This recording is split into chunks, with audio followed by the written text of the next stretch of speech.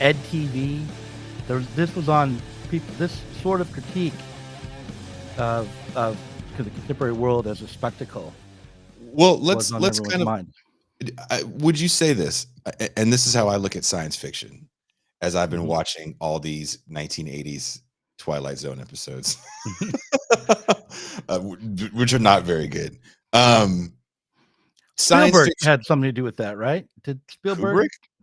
No, Oh, Spielberg. No, Spielberg did Amazing Stories, Okay, right. Okay. and that's when they like, okay, we're going to come out with Twilight. So everything's Yeah. copycat. Yeah. Right. Um, so science fiction to me is always of its time, right? Watch science fiction from the early 70s. It's all about the environment because there was a big environmental movement. Hmm. Um, you watch the who's the guy we're talking about that did RoboCop and Total Recall? Oh, Talking about. I know exactly what you're talking I about. can't think of the guy's name for the life of me right now, but you watch his films and they definitely really nail neoliberalism because that's going on at that moment Paul with Verhoeven is who I think you're Verhoeven. thinking of. Thank you, Mhm. Verhoeven. And when I watched the Truman Show, the things that I was reading about what they took out of the film, as far as what they didn't go with, what the original script was supposed to be, how he was supposed to Mm. be a high school kid that comes of age. They wanted to do it in a major metropolitan area. And the Mhm. reason why they said no major metropolitan area, they were like, we don't want it to look dystopian, which I thought was Mhm. interesting. Changing him to a 30-year-old man having a midlife crisis and then making the city look idyllic really takes away any sort of science fiction-y atmosphere to the film. Because when we think of science fiction, um, as Dr. Michael Harris always says, we're still all stuck in Blade Runner. Blade Runner is Mhm. is the current state of, to me, how we look at sci-fi films. And the Truman Show, we have at this point, reality television is a little less than 10 years in, and it's really dominating network TV. And another thing, when you look at the Truman Show, that I was thinking about when I was watching it, and then I watched that Twilight Zone thing that I want to watch later for the patrons with Doug in the champagne room. But there's no distractions. It's such a 90s thing. In the 90s, you could have a television phenomenon. Lost, the last episode of Seinfeld, right? Mhm. These things can happen in the TV. Hell, even the Super Bowl, to a certain Mhm. extent, is a Mhm. much bigger television phenomenon back then, before we all had not just the internet, because the internet did exist. But we didn't have devices that we were married to that we could put so much information in. Mhm. So the idea of the Truman Show, which I still think is interesting, I think the idea of one man or one person capturing the attention of the nation, of the world, is it's kind of impossible. Oh yeah, that's for sure. Yeah, the Truman Show. You know what made the Truman Show seem dated or misguided was something called the Jenny Cam. Do you remember the Jenny Cam? Maybe I shouldn't give this away that I know what this was, but I think it was Jenny early 2000s. There was young woman who in her Jenny McCarthy? former no Jennifer Ringley. She was nobody in particular, Uh-huh. but she actually maybe the Jenny Cam had already been on the air or already streaming, but she put a camera in her dorm room in her junior year. It's like in 1996. Okay. She's 19 years old, installed a webcam in her college dorm room, and it would stream to the internet. It would take a picture like every 10 seconds Mhm. and stream to the internet. And it became fairly popular, but it didn't dominate. I mean, you don't remember it. So No. there you go. Um, but yeah, you would, if you were, a prurient type, you would tune into Ginny Cam to see if she taking her clothes off right now. Let's see. She's going to do that Oh, she would eventually. actually get naked and stuff? It was really her life? It was her dorm room. Yeah. Like, here I am. I just ate Lots beans. and lots of shots of her sitting at her computer. Lots and lots of shots, hours and hours of an empty room. But certain moments that then would get screen captured. and an archive of her taking off her clothes or whatever. There was even, she had her boyfriend over, shots of that. Word. Yep, early days. And yeah, I don't remember how that ended, but she went on David Letterman at one point because she was like internet famous, early days of internet famous.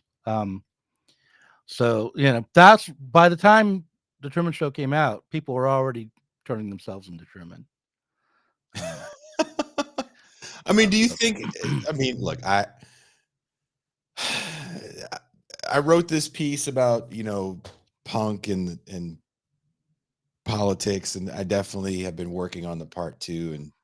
And one of the things I've been working on with the part two of it, which kind of goes into this whole thing, is like people being sold to, is with the death of Kurt Cobain in '94. You also have the rise of groups like Green Day. Actually, that album comes out the same year. It's coincidental. I'm not a conspiracy theorist by any stretch of the imagination. But when you start calling punk music punk, and I just recently watched this kind of funny documentary about Abercrombie and Fitch. Remember that brand, Abercrombie and Fitch, from the early 2000s? It opens with a Blink 182 song. And I think that's just so comical of that music. Like, if you were doing a documentary about mall culture of the 80s, the last thing you would play would be X. But to play this punk band, Blink 182, and everything about these bands were just selling product. If you think Warped Tour was about skateboarding and the hottest new metalcore band, like, I got bad news for you. That shit was about selling you sugary caffeine beverages, skateboard shoes, and everything else. Total branding opportunity. And that music that happens post Cobain is really, really ripe for that. And no one has a problem with it anymore. Once we accepted just the terminology of pop punk, it's like, yeah, we're all for sale. Yeah. Well, and I think there's a guy named Cory Doctorow who wrote a novel about this idea that in the future we wouldn't get paid. We would just get, I guess, something like what there is in China now, like popularity points or something. So you The would, social credit scores and stuff like that. Yeah. Yeah, social credit scores. I mean, so all this stuff in a way is happening, but the point is, with the Truman Show and other programs like it or movies like it, it was already happening and had been happening, and that's why a social critic like Guy Debord or a radical like Guy Debord would write that society had turned into the spectacles, because that's what it was turning into. It was turning into the commodification of everyday life. But as I was reading this book again, one thing that I Which I'm reading too, realized. by the way. Are you reading Society Spectacle? And you know why I'm reading it? You know why I'm Why? reading it? Because I watched one of your Society of the Spectacle video essays, and I was mildly jealous. Oh yeah? And I was like, okay, I'm gonna get this book and I'm gonna make a video essay that's gonna be as good, hopefully, as one of Doug Lain's. I'm Never trying say. to be funny. Yeah, I I'm being know, totally serious. and I'm being not so serious to say, yeah, you'll never reach me. I'm the video essay man. So no, but well, what? So I'm glad. Which one was it? Which one did you remember the title or? Oh, it kind of caught me. It might That's have been okay. when you were still. There was a moment where we were getting good in the group chat where we were trying to share each other's work. Oh right. But right before I left Zero. So yeah, I mean, I've been talking about the Society of Spectacle on and off like my whole freaking adult life. It's like been a big influence on me. And I'm trying to get rid of it. This is why I'm going all the way through the book from I the think I start to called finish. you or messaged you about it. You don't remember? I either called you or messaged you about it. Like Right. you made me not. I'm not going to say mad, but I definitely was motivated. That's good. This is the nicest thing anyone said to me all week. Well, it's still early in the week, but I'm This is what I mean. But in all seriousness, this is what you want to do, right? You want to make something that other Oh, people who are doing what yes. you do look at it and go, "Oh, I should have done that."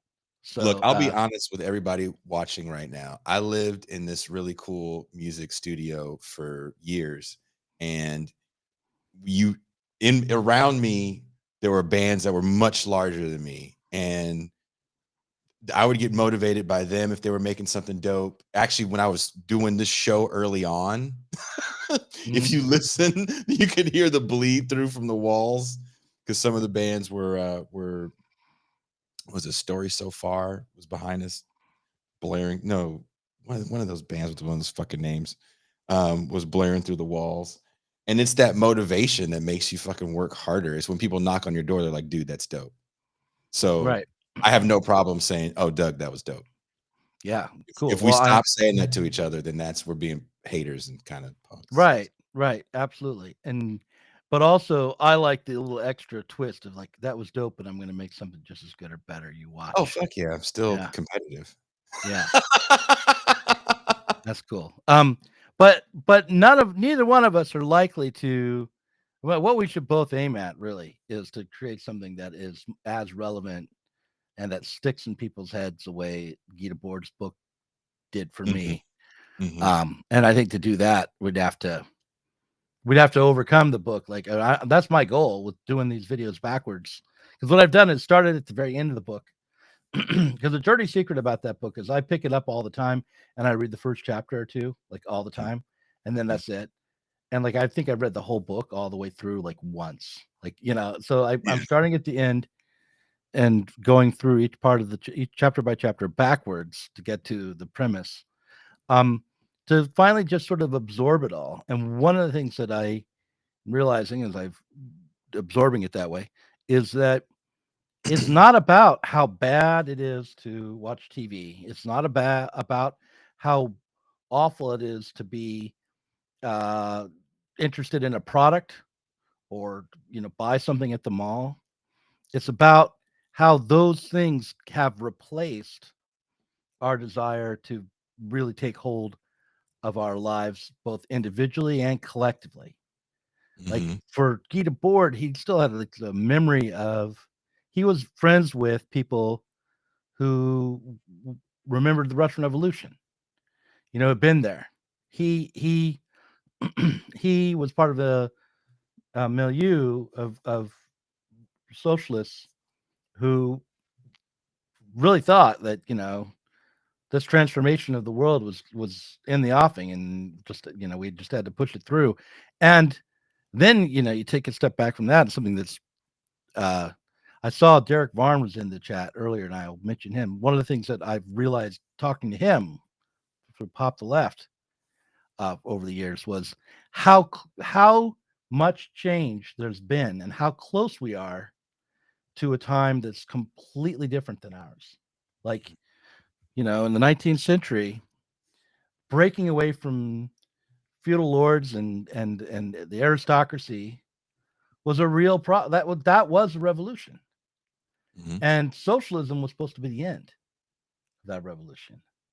Wasn't supposed to be this is some sort of we're on pause with the revolution. But um so that's the other thing I realized reading this book backwards was like it's about like what Truman's trying to do, taking charge of his own life, making his life into something for himself. But to do that, you have to do that collectively at the same time. Thank you for watching. Please don't forget to hit like and subscribe on your way out. You can catch the live stream of This Is Revolution every Tuesday through Thursday at 6 p.m. Pacific Time and Saturday, 9 a.m. Pacific Time. This is Revolution.